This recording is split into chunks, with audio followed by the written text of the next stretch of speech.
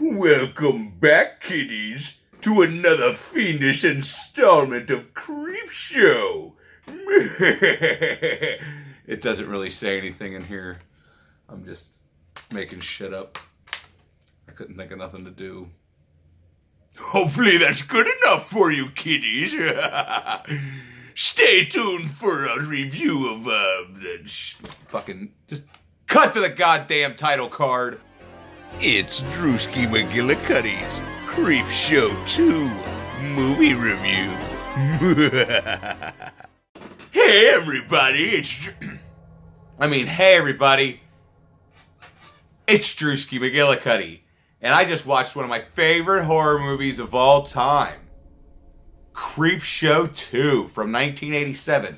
Now, I have a sneaking suspicion, even though some people already admit it, there's more people that haven't admitted to me yet, but there's a bunch of people that I think haven't seen this movie. And that's goddamn blasphemy. Goddamned blasphemy. So let's talk about it. Now, there are things about the original that I do like slightly better than this one. One of those things being the prologue and the epilogue. Because the way the creep looked in the original is a lot cooler. Because Tom Savini plays the creep in this one, and they went a little overboard with this character design because it looks almost cartoonish. Oh my god. It looks almost cartoonish. And then it turns into a cartoon. I'm a fucking dumbass. Anyway, so you got this goofy looking creep, and he's delivering this week's episode of Creepshow, which is Creepshow 2. And there's three titillating tales of terror in this installment of Creepshow. But yeah, I mean, I like the animation style in the cartoon. Anyway, there's Billy, and he's got a bunch of bullies, and these bullies are following Billy around, they're picking on him, blah blah blah blah blah. He gets a Venus flytrap. It's just, I don't like it as much as the first one, and I don't want to ruin it for anybody, so I'm not going to tell you what all happens. Because I do, like I said, have a sneaking suspicion some of you haven't seen this movie.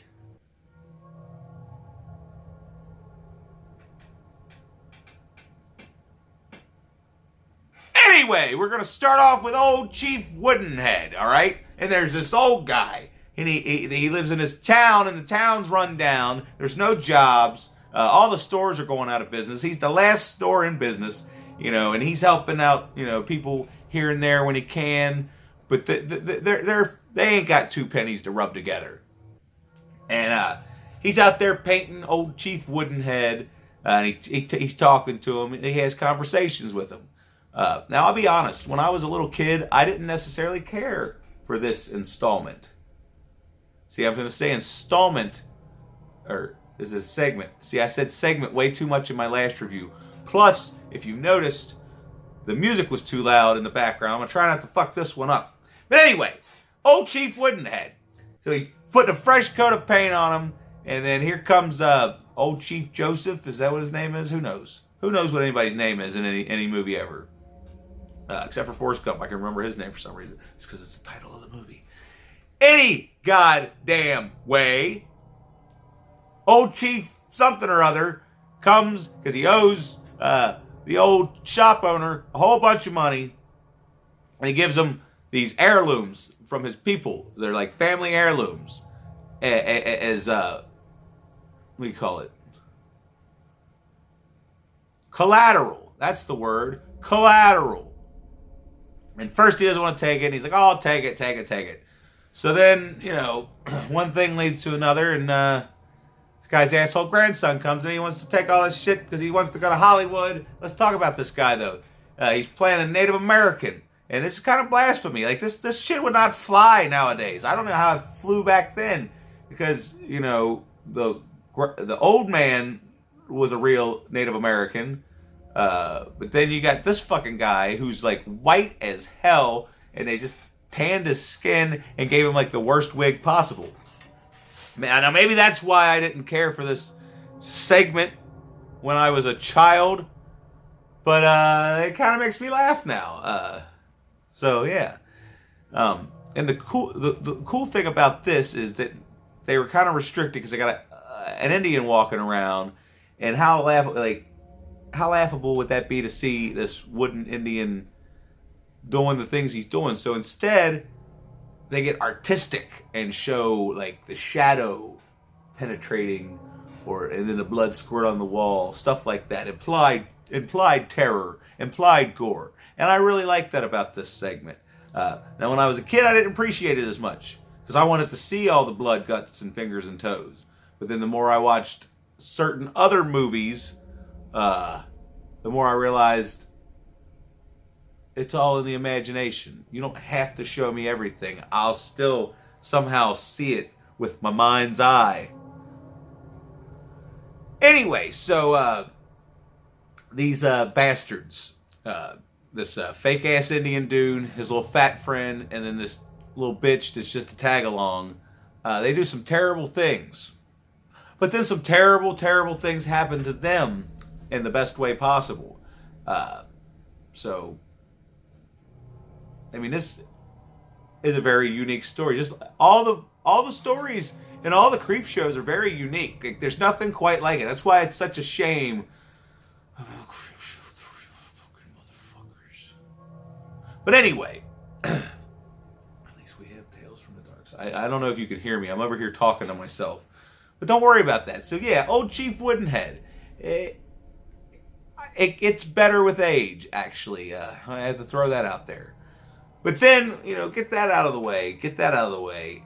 And we move on to The Raft.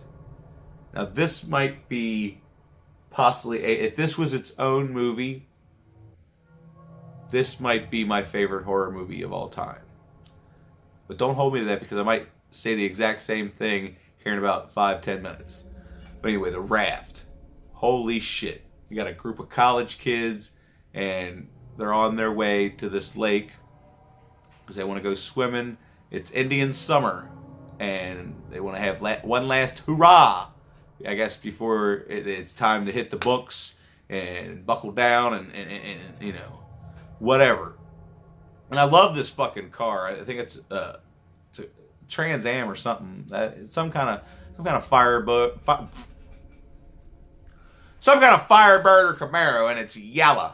I like yellow cars. And they're listening to some stock 80s fucking rock music, and it's just terrible, but I love it. Seriously, are there any... Have some of you really not seen this fucking movie? You motherfuckers. Oh. Anyway, so they get there, and what's his name? You got Pretty Boy McCoy. He's rolling up his doobies and putting them in his little Speedo. And then you got the nerdy guy, and they're all ready to get in the water, and the water's fucking freezing. Okay? And these girls, I don't know why. Oh, shit. Yeah. I don't even know why the fuck. Alright, what the fuck are we talking about? Don't worry about it. So they swim out to this raft, and the whole time they're swimming, the nerdy guy, why can't I remember anybody's name? The nerdy guy, he sees this pile of garbage bags floating on top of the water, and there's a goose or something, and he's like, whack, whack, whack, and it's very suspicious. So they get to the raft, and he's like, what's this thing floating around? It looks like a pile of garbage bags floating around on top of the water. Now, I say that it looks like garbage bag because some scenes it does. But then some scenes it looks like, holy shit, what the fuck is that? Now, it's like oil, but solid, but liquid, but gel at the same time. I don't know. I don't know what the fuck this thing is. And even if this wasn't a movie and I was there, I still was like, what the fuck is this thing? It's a creative as fuck is what it is. This made me afraid to go in any kind of body of water that wasn't a swimming pool for a very long time. Even to this day, anytime I see anything in the water that don't look right, I want to get the fuck up out of it. But anyway, so I guess they do end up seeing this thing kill a bird. Okay? And this thing's fucked up. And guess what? I'm going to spoil it for you. Some of these people die. And the ways that they die are some of the coolest fucking deaths ever put to screen. Like when Pretty Boy McCoy gets sucked down in and just pulls him down through the hole in the fucking raft. Holy shit. And then the scene where, Tits McGee, we'll call her Tits McGee because we get to see some titties in this segment. So that's a plus right there. She takes a nap. It was a terrible idea. And when she wakes up, it's stuck to her face. And it's trying to pull her face down through. Okay? And then, when it gets a hold of you, it like melts your skin and turns you into a fucking skeleton. So I don't know what the fuck this thing is. And it never gets full. It's never not hungry. But yes, this is truly terrifying and one of the best segments in horror movie history, in my opinion. I mean, I absolutely fucking love this. I just wish sometimes that somehow that there was a possibility that somebody could take this and write a whole feature-length film around it. I don't know how you would do it. Maybe if I sat down with a room full of friends and was like, hey, maybe it happens a lot and, it's just, we'll make an anthology of 3 different groups of characters that happen to come out to this pond at 3 different times, and it'll just be a little... I don't fucking know. I'm not a fucking professional filmmaker. I don't even know how to read, let alone write a goddamn script. Don't fucking look at me like that. But anyway, this is fucking a masterpiece. A motherfucking masterpiece, okay? I only want to tell you what happens at the end if your dumbass hasn't seen it. If your dumbass hasn't seen this movie, kick yourself. Jesus. I'm sorry. I don't mean to be insulting or rude.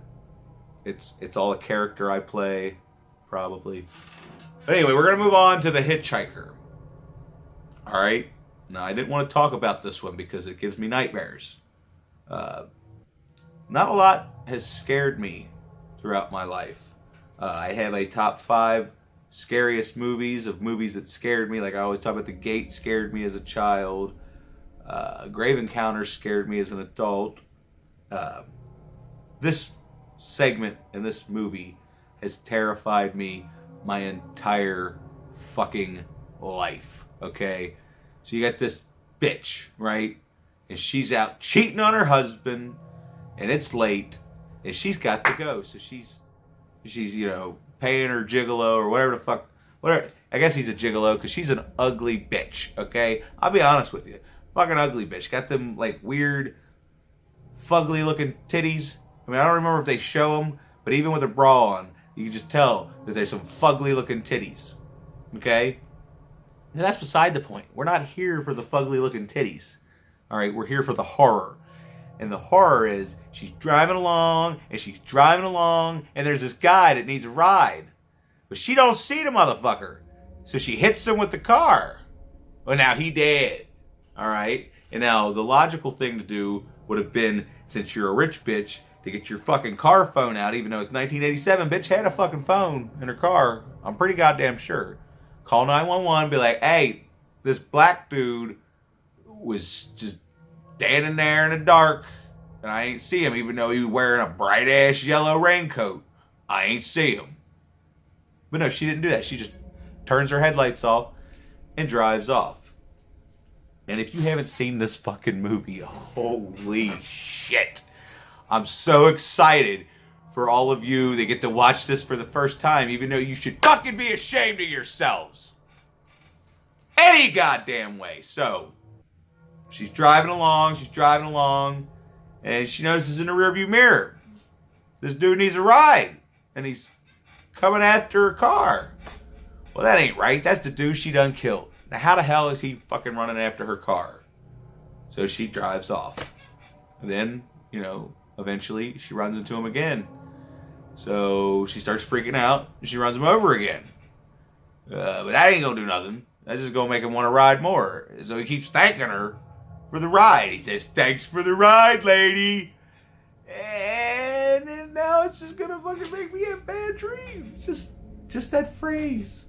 Just that phrase alone is fucking, thanks for the ride, lady. And this dude gets fucking more and more decayed and gross looking as the movie goes on, and just, I don't know what it is. Maybe it is the atmosphere, because like I said, George Romero, he's real good with that atmosphere. But just the way this goes deeper and deeper and deeper into shit, I fucking love it. Now, remember when I said that The Raft was possibly my favorite thing ever from a horror movie? No, this is possibly my favorite thing ever from a horror. These two segments are the greatest thing that's ever happened to horror movies. I mean, I like the first, Chief Woodenhead, but The Raft and thanks for the Hitchhiker. Holy shit! Like, watch, like, if you, like, seriously, if you have not seen this movie, make sure it is dark. Make sure you are alone, and if at all possible, secluded from the outside world, and watch this shit.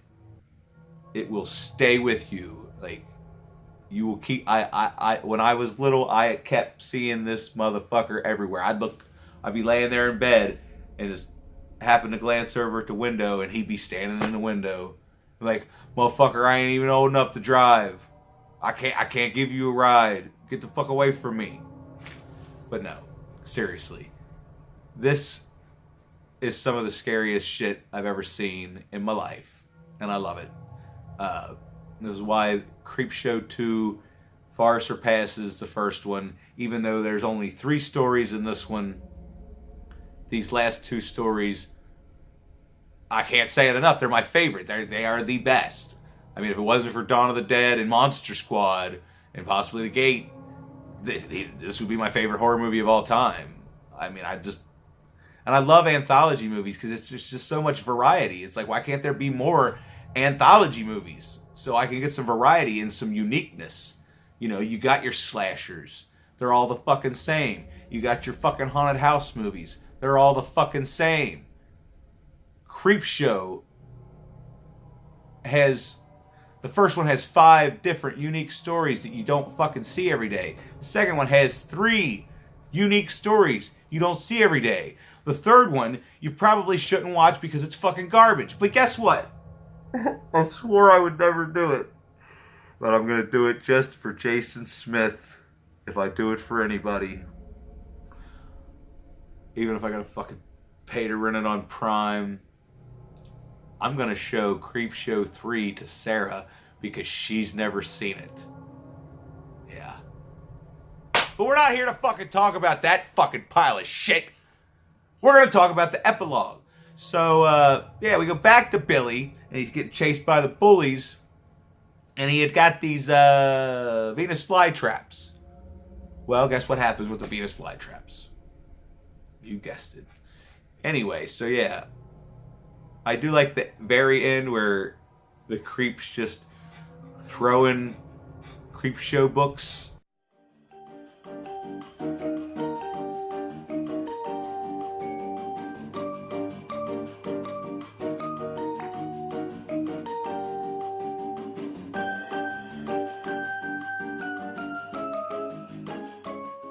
I'll make sure not to fuck up the audio when I'm editing this tonight. But anyway, then you got the epilogue. Little boy, Billy, getting picked on. Bunch of Venus flytraps. Fat kids. Don't worry about it. If you haven't seen the movie, fucking watch the goddamn movie. I cannot stress enough how badly, if you haven't seen this fucking movie, you need to stop what the fuck you're doing right now. Like the video, share and subscribe, and go watch this fucking movie. Because obviously I'm giving it the Drum Dum Purple Unicorn. Woo! Yeah, this movie is a absolute must own, and if you haven't seen it, like I said, fucking shame on you. If it wasn't for the fact I thought I'd miss, I'd spit at my camera so that it looks like I'm spitting in your face. Actually, I wouldn't do that. That's rude. Anyway, like I said, like, share, and subscribe. And for fuck's sakes, go watch Creepshow 2 if you haven't already. I mean, bet you Lee McCoy hasn't seen Creepshow 2.